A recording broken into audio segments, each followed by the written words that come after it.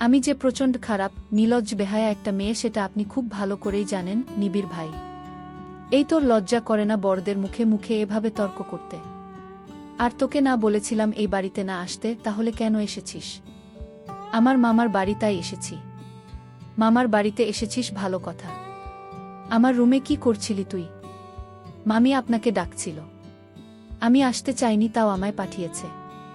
তুই আমার ঘরে আসতে চাসনি? সিরিয়াসলি? তুই তো শুধুই আমার আশেপাশে আসার বাহানা খুঁজিস, তাই না আফরা? আপনার এত অপমানের পরও বারবার কেন আপনার কাছে আসি সেটা জানতে চাইবেন না? একদম না। তোর এসব আজাইরা কথা শোনার ইচ্ছা বা টাইম কোনোটাই আমার নেই। তোকে যেন আর আমার ঘরে না দেখি। আমিও আর কথা না বাড়িয়ে চলে আসি। এই লোক একটুও ভালোমতো কথা বলতে পারে না। আমি আফরা, আর নিবিড় ভাইয়া আমার মামাতো ভাই। ভাইয়াকে আমি অনেক ভালোবাসি, কিন্তু ভাইয়া সেটা বুঝতেই চাই না। সবসময় বাজে ব্যবহার করে আমার সাথে। নিষ্ঠুর একটা গু। আমি সোজা মামির কাছে চলে গেলাম। আচ্ছা মামি, নিবিড় ভাইয়ার জন্মের সময় কি মামা খুব অর্থসংকটে ভুগছিল? এসব কি কথা আফরা? তাহলে একটু মধু কিনে নিজের ছেলের মুখে দেয়নি কেন? বুঝেছি, আবার কিছু বলেছে ও তোকে? কিছু মানে অনেক কিছু বলছে। কথা শুনে তো মনে হচ্ছিল যেন উনার ঘরে ডাকাতি করতে গেছি আমি। রাগ করিস না মাম্মি, জানিস তো ওর ঘরে ও কাউকে এলাও করে না। না সেই তো, একটু খেয়াল রেখো, ঘরে আবার বউ তো লুকিয়ে রাখতে পারে। আচ্ছা আমি বাসায় যাচ্ছি। সে কি এখনই চলে যাবি? বিকেলে গেলে হয় না? না গো, এখানে থাকার মুডটাই নষ্ট হয়ে গেছে। আচ্ছা সাবধানে যাস। নিবিড় ভাইয়াদের বাসা থেকে এসে মন খারাপ করে বসেছিলাম। ভাইয়ায়ে কেন এমন করে আমার সাথে? মুড ঠিক করার জন্য বিকেলে রাহা আর আরশিকে নিয়ে বাইরে বের হলাম। রাহা হলো আমার প্রাণপ্রিয় বান্ধবী আর আরশি আমার কাজিন। সবাই মিলে ফুচকা খেতে যাব বলে ঠিক করলাম। সাথে টুকটাক কিছু শপিং করব। শপিং শেষ করে তিনজন এসেছি ফুচকা খেতে। ভেবেছিলাম হয়তো ফুচকা খেলে মনটা ভালো হয়ে যাবে, কিন্তু এখানে এসে মনটা আরও খারাপ হয়ে গেল। দেখলাম নিবিড় ভাইয়া কথা আপুকে ফুচকা খাইয়ে দিচ্ছে। নিবিড় ভাইয়া সবার সামনে কথা আপুকে নিজের বেস্ট ফ্রেন্ড বলে দাবি করলেও যে ওদের ভেতরে অন্য কিছু আছে সেটা আমি ভালো করেই জানি। বেস্ট ফ্রেন্ডকে বুঝি কেউ এভাবে ট্রিট করে? মনটাই খারাপ হয়ে গেল, চোখে পানি টলমল করছে। ওদেরকে নিয়ে ফুচকা না খেয়ে ওখান থেকে চলে এলাম। রাহা নিবিড় ভাইয়ার ব্যাপারে সব জানে বলে কোনো প্রশ্ন করল না আমায়, কিন্তু আরশি একের পর এক প্রশ্ন করেই যাচ্ছে। শরীর খারাপ লাগছে বলে চলে এলাম। বাড়ি ফিরে কাউকে কিছু না বলে সোজা রুমে গিয়ে দরজা লাগিয়ে দিলাম। কেন জানি না আজ খুব কান্না পাচ্ছে। নিবিড় ভাইয়া আর কথা আপুকে আমি আগেও অনেকবার একসাথে দেখেছি, তখনও খারাপ লেগেছে, কিন্তু কেন জানি না আজ কষ্টটা খুব বেশি হচ্ছে। এসে থেকে ঘরেই বসে আছি। রাতে খাবারের জন্য আম্মু আব্বু ডাকতে এলেও শরীর খারাপ বলে কাটিয়ে দিয়েছি। প্রচুর কেঁদেছি এতক্ষণ। চোখমুখ একদম ফুলে গেছে, মাথাটাও খুব ধরেছে। মাথা ব্যথা কমাতে এই রাতেই একবার গোসল করলাম। রাত প্রায় ৩টা বাজে। এত রাতে গোসল করেছি, তাহলে নির্ঘাত ঠান্ডা লাগবে, তাই ভালোমতো চুল মুছেই ঘুমিয়ে পড়লাম। রাতে শরীর কাঁপিয়ে জ্বর এসেছে। ভালোমতো চুল শুকিয়ে ঘুমানোর পরও কিভাবে জ্বর এলো সেটাই মাথায় ঢুকছে না। মা আমার মাথায় জলপট্টি দিচ্ছে। বাবা ডাক্তার আনতে গেছে। সকাল মাত্র ৬টার কাছাকাছি। ইতিমধ্যে আমার ১৪ গোষ্ঠী হাজির হয়েছে আমার সামনে। খবর পেয়েই সবাই চলে এসেছে। সামান্য একটু জ্বর হওয়ায় এভাবে সবাইকে ডেকে আনার কি মানে বুঝি না। আমার জ্বরকে অবশ্য সামান্য বলা চলে না। আমার খুব একটা জ্বর হয় না, কিন্তু যখন হয় তখন একদম হসপিটালে এডমিট হওয়া লাগে। এত মানুষের মধ্যেও আমার চোখ শুধু নিবিড় ভাইয়াকেই খুঁজছে। আমার এত জ্বর জেনেও কি উনি আসবেন না? দুপুরের দিকে জ্বর একটু কমেছে। সবাই চলে গেল, মামি থেকে গেছে। নিবিড় ভাইয়া নাকি মামিকে নিতে আসবে। এই সুযোগে নিবিড় ভাইয়াকে একটু দেখ বলে ড্রয়িং রুমে এসে বসে আছি। কালকের ব্যাপারটা নিয়ে উনার উপর অভিমান হয়েছিল, তবুও এই বেহায়া মনটা যে উনাকে দেখার জন্য ব্যাকুল হয়ে আছে। একটু পরে মামি আমার জন্য কিসের যেন রস নিয়ে আসলো। জ্বরের সময় নাকি এগুলো খেলে ভালো লাগে।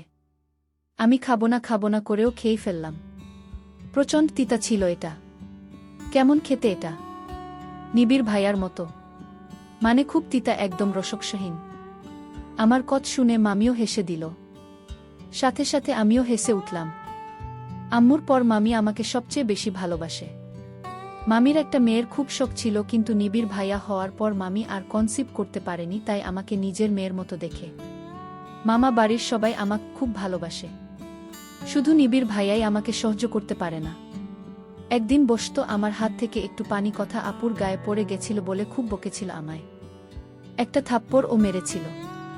সেদিন বাড়ি এসে খুব কেঁদেছিলাম। সেদিনও অবশ্য এমন জ্বর এসেছিল। তারপর 3 মাস মামা বাড়ি যায়নি। অবশেষে নিবিড় ভাইয়া এসে আমার কাছে মাফ চেয়েছিল। বসে বসে এসব স্মৃতিচারণ করছিলাম, তখনই নিবিড় ভাইয়া চলে এলো। কিন্তু উনার সাথে আবির ভাইয়াও ছিল। আবির ভাইয়া আমার নিজের ভাই। ভাইয়া একজন ডাক্তার। কিছুদিন আগে কাজের জন্য দেশের বাইরে গিয়েছিল। কিন্তু ভাইয়া যে আজ আসবে সেটা আমাকে বলনি, তাই রাগ করে ওখানেই বসে রইলাম। ঠিক করছি আজ ভাইয়ার সাথে কথা বলবো না। ভাইয়া আমার কাছে এসে বলল, কি হয়েছে বনু? ভাবলাম আজ এসে তোকে চমকে দিব, কিন্তু তুই তো জ্বর বাঁধিয়েই বসে আছিস। ভাইয়ার এই মিষ্টি কথায় আমি একদম গলে গেলাম। এই মানুষটার উপর তো আমি রাগ কর থাকতেই পারি না গে। আমি কি ইচ্ছে করে জ্বর বাঁধিয়েছি বল? হ্যাঁ সেই তো। তুই তো কিছুই করিস না, বরং সমস্যারা তোকে খুঁজে তোর ঘাড়ে এসে ঝুলে যায়, তাই না? নিবিড় ভাইয়ার এই কথাটা শুনেই মেজাজ গরম হয়ে গেল। কোথায় আমি অসুস্থ আমাকে সান্ত্বনা দিবে তা করে আমায় জ্বালাচ্ছে। এই মানুষটা কি কখনো আমায় একটু বুঝবে না? কেন আমাকে উনি এত কষ্ট দেন? রাগ কর ওখান থেকে উঠে চলে যাচ্ছিলাম, তখন উনি বললেন, দাঁড়া আফরা, তোর সাথে আমার কথা আছে। উনি আবার কি বলবেন? কাল যে আমি উনাকে দেখেছি সেটা জেনে গেল না তো? উপরে তোর রুমে আয়, কথা আছে। আমাকে রুমে যেতে বলেই উনি সিঁড়ি দিয়ে উঠে আমার ঘরে চলে গেলেন। আমারও কি যাওয়া উচিত? না, আমি যাব না। এমনিতে তো আমাকে উনার আশেপাশে যেতেও মানা করেছে, এখন উনার প্রয়োজন বলে ডাকছে। আমি যাব না। এসব ভাবছিলাম তখনই কেউ মানে নিবিড় ভাইয়া আমার হাত টেনে আমার ঘরে নিয়ে যেতে লাগল। যাহ বাবা, উনি আবার কখন নিচে এলো? কি বলবেন ভাইয়া? তোর জ্বর এলো কি করে? মানে? কাল তুই আমাকে আর কথাকে একসাথে দেখেছিলি, তাই বাড়ি এসে কেঁদে কেঁদে জ্বর বাঁধিয়েছিস, তাই না? আপনি কি করে জানলেন ভাইয়া? সেটা তোর না জানলেও চলবে। কেন কটিস তুই এসো? আমি আপনাকে ভালোবাসি ভাইয়া। আপনার সাথে অন্য কাউকে সহ্য করতে পারি না আমি। থাপড়ে তোর গাল লাল করে দিব আমি। তোকে ভালোবাসি না আমি, বুঝেছিস? আপনি কথা আপুকে ভালোবাসেন, তাই না? হ্যাঁ, আমি ভালোবাসি ওকে। হয়েছে শান্তি। কথাগুলো বলেই নিবিড় ভাইয়া চলে গেল। আমিও দৌড়ে ছাদে চলে গেলাম। আজ আমার খুব কষ্ট হচ্ছে। ভালোবাসা কেন এত কষ্ট দেয়? ছাদ থেকেই দেখলাম নিবিড় ভাইয়ারা চলে গেল। একটু পরেই বেশ জোরে বৃষ্টি শুরু হলো। আজ আমার চোখের জলের মতো বৃষ্টির পানিও বাদ মানছে না। একেই জ্বর, তার ওপর বৃষ্টিতে ভেজায় শরীরটা বেশ দুর্বল লাগছে। দাঁড়িয়ে থাকারও শক্তি পাচ্ছি না। হঠাৎই মাথা ঘুরে ছাদেই পড়ে গেলাম। জ্ঞান ফিরতেই ফিনাইলের কড়া গন্ধ নাকে এলো। বুঝতে বাকি রইল না যে আমি হাসপাতালে। চোখ খুলতেই মায়ের মলিন মুখটা চোখে পড়ল। পাশে ভাইয়া আর মামি বসেছিল। আম্মু আমার দিকে এগিয়ে এসে আমার মাথায় হাত রেখে বলল, এরকম পাগলামি কেউ করে? তোর মাথায় কি একটুও বুদ্ধি নেই? মরার শখ হয়েছে? আম্মু চুপ করো তো। ভাইয়া আম্মুকে চুপ করতে বলে আমার দিকে এগিয়ে এসে বলল, এরকম কেউ করে? জানিস আমরা কত টেনশনে ছিলাম। নিজের সাথে সাথে আমাদের ও কষ্ট দিলি তো। আমরা তো ভেবেছিলাম আজ রাতে তোর জ্ঞান ফিরবেই না। ভাইয়ার কথা শুনে ঘড়ির দিকে তাকিয়ে দেখলাম রাত 1:30 বাজে। আমি যখন ছাদে ছিলাম তখন 1:00 বেজেছিল। আমি এতক্ষণ অজ্ঞান ছিলাম। আমি কি নিবিড় ভাইয়ার জন্য নিজেকে একটু বেশি কষ্ট দিচ্ছি? আম্মু খাবার খাইয়ে ওষুধ খাইয়ে চলে গেল। বাকি সবাইকেও ভাইয়া বাসায় পাঠিয়ে দিল। একটু পর ভাইয়া আমার কাছে এসে আমার হাত ধরে বলল, কি হয়েছে বনু? তুই কোনো ব্যাপারে এত কষ্ট পেয়েছিস, আমায় বল। আমি আর না থাকতে পেরে ভাইয়াকে জড়িয়ে ধরে কেঁদে দিলাম। আমি নিবিড় ভাইয়াকে অনেক ভালোবাসি। তাকে ছাড়া আমি বাঁচব না। তুই সত্যি নিবিড়কে ভালোবাসিস? আমায় আগে কেন বলিসনি? আমি চাইনি এটা নিয়ে তোদের মধ্যে কোনো ঝামেলা হোক। ঝামেলা কেন হবে? নিবিড় ভাইয়া যে অন্য কাউকে ভালোবাসে। আচ্ছা তুই এগুলা আমার উপর ছেড়ে দে, আমি দেখে নেব। তুই এখন ঘুমিয়ে পড়। 2 দিন পর হাসপাতাল থেকে বাড়ি ফিরলাম। এই 2 দিন নিবিড় ভাইয়া একবারও আমার খবর নেয়নি। আমি কি এতই ফেলো না? আমি এবার এইচএসসি দিয়েছি, এখনও রেজাল্ট দেয়নি, তাই পড়াশোনার চাপও নেই। সারাদিন শুয়ে বসেই কাটে। আম্মু রান্না করে, আব্বু অফিসে আর ভাইয়া হাসপাতালও, আর আমি একা বসে বসে বোর হচ্ছি। টাইম পাস করার জন্য মোবাইল নিয়ে ফেসবুকে ঢুকলাম। এই 2 দিন ফোনের কোনো খবরই ছিল না। ফেসবুকে ঢুকেই চোখে পড়ল নিবিড় ভাইয়ার হাস্যোজ্জ্বল ছবি। তাদের ফ্রেন্ডস গ্রুপের সবাই মিলে ট্যুরে গেছে। সবার গ্রুপ ছবি হলেও ভাইয়া তার আর কথা আপুর 2টো ক্লোজ ছবিও পোস্ট করেছে। ছবিগুলো দেখতেই চোখ দিয়ে দুফোঁটা জল গড়িয়ে পড়ল। মোবাইলটা রেখে বাইরে চলে গেলাম। বিকেলে ভাইয়া এসে বলল আজ নাকি আমায় নিয়ে শপিংয়ে যাবে। কথাটা শুনেই মনটা ভালো হয়ে গেল। সন্ধ্যায় ভাইয়ের সাথে শপিংয়ে গেলাম। ভাইয়া আমার পছন্দ মতো সব কিনে দিল। রাতে বাইরে খাওয়ার কথা থাকলেও ভাইয়ার একটা ইমার্জেন্সি আসায় ভাইয়া আমাকে বাসায় নামিয়ে দিয়ে হাসপাতালে চলে গেল। বাসায় এসে দেখি মামি আর নিবিড় ভাইয়া এসেছে। আমাকে দেখে মামি বলল, এই 3 দিনে আমার মেয়েটা কতটা শুকিয়ে গেছে। এই কদিন হাসপাতালে নিশ্চয় ভালো খাওয়া হয়নি। তোর পছন্দের সব রান্না করে নিয়ে এসেছি। মামির কথা শুনে নিবিড় ভাইয়া মামিকে প্রশ্ন করল, ওই হাসপাতালে ছিল, আমাকে তো বলনি। তুমি বিজি মানুষ, তোমাকে তো সেদিন কত ফোন করলাম, তুই বিজি বলে কেটে দিলি। তারপর তো ট্যুরে চলে গেলি। ভাইয়া কিছু বলবে তার আগেই আম্মু এসে ভাইয়াকে খেতে নিয়ে গেল। আর আমাকে বলল, ফ্রেশ হয়ে আয়, আফরা খাবার দিচ্ছি। আমি একটা তাচ্ছিলের হাসি দিয়ে চলে এলাম। নিবিড় ভাইয়া তাহলে এতটাই বিজি ছিল কথা আপুর সাথে। ফ্রেশ হয়ে এসে মোবাইলটা হাতে নিয়েই দেখলাম অনেকগুলো মেসেজ এসেছে। একটা মেসেজ ওপেন করতেই আমার মাথায় আকাশ ভেঙে পড়ল। মেসেজে লেখা ছিল, তুমি কি জন শুভ্রপরি, তোমার শুভ্রতায় আমি প্রতিনিয়ত ডুবে মরছি গু। আমাকে এমন মেসেজ কে পাঠাবে? তখনই আম্মুর ডাকাডাকিতে নিচে গেলাম। বাকি মেসেজগুলো আর দেখা হলো না। টেবিলে নিবিড় ভাইয়ের থেকে যথেষ্ট দূরত্ব বজায় রেখে বসেছি। এডমিশনের ব্যাপারে কি ভাবলি আফরা? নিবিড় ভাইয়ার কথায় তার দিকে তাকিয়ে বললাম, এখনো কিছু ভাবিনি ভাইয়া। মাথা থেকে উল্টোপাল্টা সব চিন্তা ঝেড়ে ফেলে পড়ায় মনোযোগ দে। ভাইয়ার কথার কোনো ওর দিলাম না। ভাইয়া যে আমাকে তার কথা ভুলে যেতে বলছে সেটা আমি ভালোই বুঝেছি। চুপচাপ খাওয়া শেষ করে রুমে এসে ঘুমিয়ে পড়লাম। মাঝরাতে হঠাৎই ফোনের শব্দে ঘুম ভেঙে গেল। এত রাতে আমায় কে ফোন করল? ফোনটা ধরতেই কেউ একজন বলল, কেমন আছো শুভ্রপরি? কে আপনি, আর আমার নাম্বার কই পাইছেন, আর এত রাত ফোন করেছেন কেন? আমি তোমার খুব পরিচিত একজন। মানে? গেস কর আমি কে। প্লিজ বলবেন কে আপনি। আমি হলাম আমি তোমার খুব কাছের একজন। আচ্ছা, ছোটবেলায় কি আপনার আকিকা দেওয়া হয়েছিল? এইগুলো কেমন প্রশ্ন? অবশ্যই দেওয়া হয়েছিল। তাহলে আকিকা দিয়ে যে নাম রাখা হয়েছিল সেটা বলেন, নয়তো ফোন রাখেন। আরে বাহ, আমার নাম জানার এত আগ্রহ। আচ্ছা শোনো, তাহলে আমার নাম প্রহর। এবার দেখি আমায় কেমন খুঁজে বের করতে পারো। কথাটা বলেই লোকটা ফোন কেটে দিল। আজব লোক তো, আমাকে কিছু বলার সুযোগ না দিয়েই ফোন কেটে দিল। আমিও আর 7-5 না ভেবে ঘুমিয়ে পড়লাম। কেটে গেছে 7 দিন। সবকিছুই তার আপন গতিতে চলছে। তেমনি আমার জীবনও। একদিনে একবারও আমার নিবিড় ভাইয়ার সাথে কথা হয়নি। মামাবাড়ি যাওয়াটাও কমিয়ে দিয়েছি। বেশ কিছু দিন ধরেই মামি বারবার ফোন করছে ও বাড়ি যাওয়ার জন্য। তাই ঠিক করছি আজ বিকেলে যাব। তবুও নিবিড় ভাইয়ার মুখোমুখি হতে চাচ্ছি না। বিকেলে নিবিড় ভাইয়াদের বাসায় গিয়ে বেল বাজাতেই নিবিড় ভাইয়া এসে দরজা খুলে দিল।